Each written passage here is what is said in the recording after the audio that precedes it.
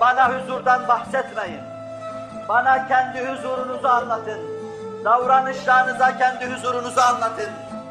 Millete huzur getireceğiz demeyin. Kendi huzurunuz adına bana bir şey gösterin. Millete doğruluk ve istikamet vaat etmeyin. Doğruluk ve istikameti davranışlarınıza intikal ettirin. Bana hafif olduğunuzu söyleyin ve inandırın. Namus mevzunda hassas olduğunuzu söyleyin ve inandırın. Davranışlarınıza inandırın.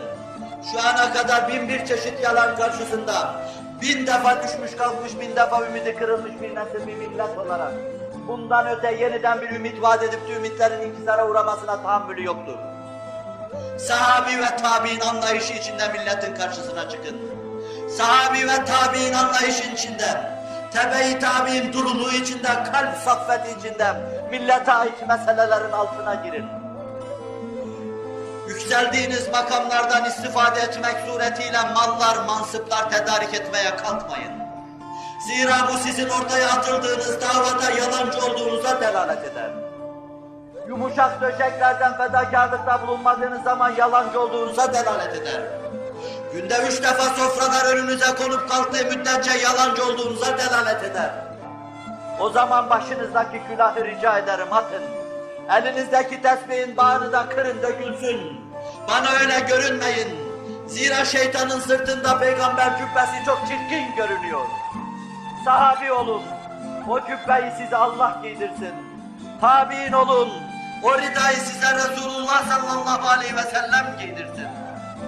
Milletin artık sahtekarlığa, değişik tavırlara, azimsizliğe ve kararsızlığa tahammülü yoktur.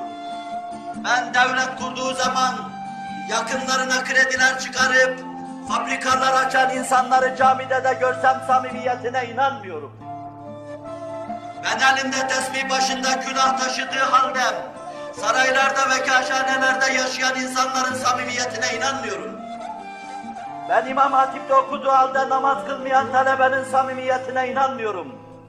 Yazın 4 ay tatili köyde hasbi geçirmeyen enstitülü talebenin samimiyetine inanmıyorum. Kordon boylarında sigara içen kadınlara bakan, flört yapan, mütedeyyin geçinen talebenin samimiyetine inanmıyorum.